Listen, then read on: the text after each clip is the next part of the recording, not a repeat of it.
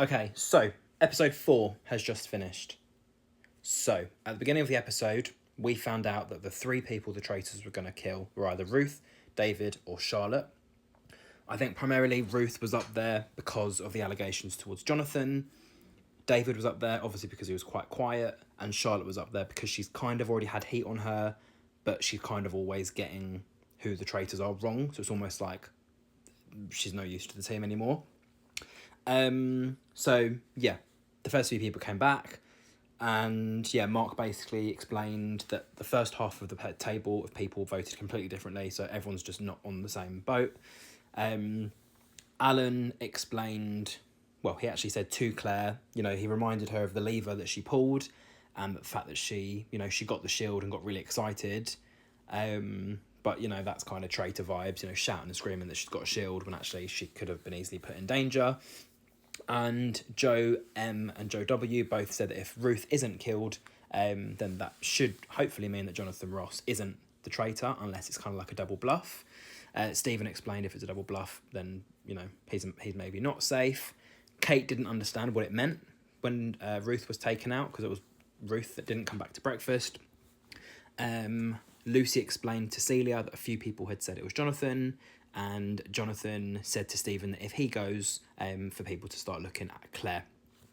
So with Joe, M and W, they were both basically discussing with Kat, saying that definitely one of the big dogs is one of the traitors, and potentially there's a double bluff with Jonathan Ross, with Joe W questioning why, and Joe M, the boxer, the rugby player, was like, people are not listening to me and my ideas and my thoughts.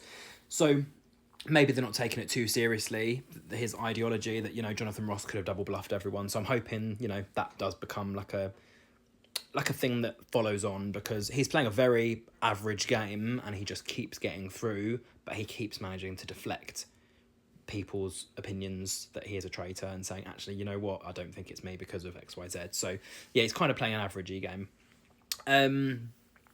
Mark basically explained that Jonathan Ross has been vocal about Claire. Is that just to cover up for him being a traitor? And then we moved on to the next mission. So in the mission, basically what they had to do is split into 2 teams, the garden team and the forest team. So the forest team would go and look for a banshee. The garden team would wait, put their head into a waterfall and then listen to the sound that would have been created by that banshee. There was 5 up for grabs, so 5,000 up for grabs, because there was 5 different banshee sounds. And they decided to have at least one singer on each team. So Charlotte was in the listening team and Kat was in the singing team. And the 2 shields, Kat got it for her team and also said to the rest of her team, which included Alan and some of the faithfuls, not to mention it to the other team. And then Stephen also managed to get the shield and made it very open and very, out there that he did get the shield. Stephen said he had relief, or potentially half relief. And Claire said that she was happy for Stephen. What does that say? But that Jonathan was so easily able to let him have it is that kind of a cover-up for Jonathan. So, Stephen might be a faithful, but why did Jonathan give him the shield so easily? And then here we go. Joe M basically said before they get to the round table, they need to start putting it on people and see how they crumble. Lucy explained that Alan, Jonathan and Claire are all in trouble, with Claire being very stuck in on the tasks, but is that a way of just, her trying to overpower the game as a traitor? Joe W said, you potentially have to worry about people who are only able to now start saying a name and those who were previously under the radar. Mark wanted to pay attention to Jonathan, Claire, Charlotte. David revealed to Lucy that he knows Stephen the best and he knows that Stephen's a genius, but would he be that much of a genius to then also be a traitor? And Lucy explained that the game is a lot more difficult than she thought, and if she keeps getting it wrong in terms of the guesses. Joe M and Kat were discussing Jonathan Ross and his potential double bluff, with Kat saying at this point I would go for Claire. So Claire wanted to target Jonathan. Alan wanted Jonathan Ross to survive. Jonathan Ross said he wanted to take Claire out. That would be his only chance of surviving the round table. So when it came to the round table, Joe basically explained that David is quite quiet. Nick called out Celia, saying, she's obviously this icon, but potentially she's got traitory vibes. And Claire brought up once again the whole Jonathan Ross alliance comment that he made in the car with Ruth and Nico. Nico and Ruth of which are now not in the game, and she then feels she's going to become a next target. So basically, all three of the faithful that were in the car with Jonathan have been taken out of the game. Did he do that because he knew he said the word alliance and then went against it? Or did he never have an alliance and he just said it in that moment? So Jonathan said he was coming after Claire because obviously someone like Joe W didn't get excited when he won a shield. He just kind of won the shield. David said that Jonathan's playing a brilliant game by obviously having this double bluff. Joe M also stepped in right at the end and said, look, I think you're playing a badly double bluffed game, and he just kind of just went in at the end of the round table. And then Jonathan said, well, that's the fiendish ways of the game. And then, so in terms of the votes, as you can see here, I managed to get all of them in the same line. So there was a handful for Charlotte. You had a couple for Stephen, Jonathan, David, Celia. So you look, half the table just random, but most of the votes were for Claire. So Claire had to stand up, and obviously she revealed that she was a faithful. And Lucy explained that she wasn't holding back. She just did not have a clue who the traitors were. And Jonathan basically said to the screen that he's probably the luckiest traitor alive. And the faithfuls basically did all the dirty work for him. And then at the end of the episode, again, Mark got really angry. So Mark kind of was slamming the table down and, shouting and getting really angry, which, people didn't really pick up on in that moment. I think they were all just in shock. But he basically questioned, why did Claire get so many votes? He was having a chat with Joe W, Kat and Lucy. And I think Joe W made a really good point here where he basically said, look, the whole theory that it was Claire, because now so many people have spoken about it, we actually don't know where that initial claim came from. So, now we're all kind of jumping on the bandwagon that we think it's Claire, but we don't know who initially said it, why we initially said it, is there any proof or evidence? And that's exactly what the traitors want you to do. They want you to be 10 steps behind.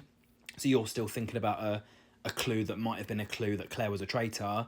They're then 15 steps ahead, making up other stories about somebody else. So then one person jumps on that faithful. Everyone then goes, oh my God, no, it's definitely that faithful. So they're just constantly 10 steps ahead, and you're 3 or 4 faithfuls behind from a clue that wasn't really a clue that ended up becoming something bigger than it was. So it's a really weird game, but it's it's one of those clever things. If you can be a traitor, act like a faithful, be 10 steps ahead, but then also be 10 steps back as well. It's a very mind-boggling game. So Mark obviously questioned how that happened. And obviously Kat was part of that conversation as well.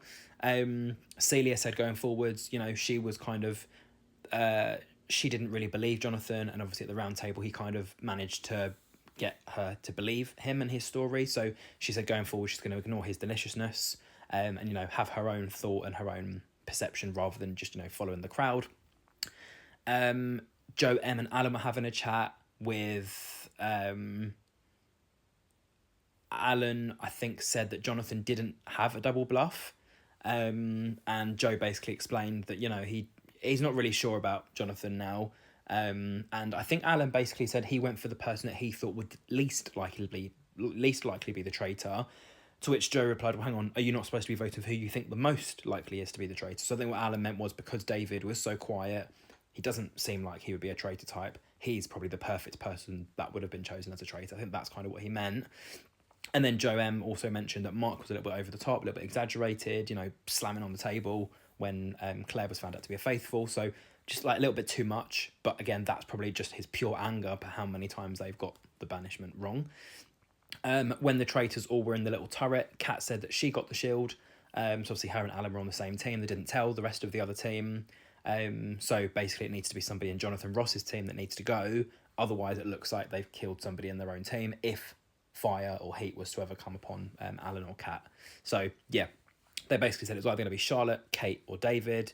Charlotte, because she's obviously got it wrong so many times. Kate could be like a scapegoat because she keeps saying that she doesn't know who it is, and it ends up being her. She's out of the game, she's whatever. And then for David, the pros of getting rid of him: he's smart, he's analytical, whatever. But then obviously if they get rid of David, eyes will become on other people, more likely for one of the traitors to, end up in a puddle of mess, basically. So we found out at the end of episode 4, either David, Charlotte or Kate were going to be the next one to be murdered. And I think even for me at this point, I don't really know who they will pick. Like I said, I think David is quite smart. I think Kate is quite smart, but she's not really showing it in terms of the people that, you know, she's thinking are traitors. I think she's kind of taken a little step back. Same with Charlotte. She's being vocal when she needs to be, but she's not really throwing names out there. She's kind of just jumping on everyone else's bandwagon or going for people that are not really traitors. So I think at this point, if they get rid of David, they get rid of someone that's thinking too much, but then it could cause fire on them later on. So yeah, out of the three of them, I guess any of them could go. Yeah, I don't know who they're going to pick. So that's the end of episode 4 review for now.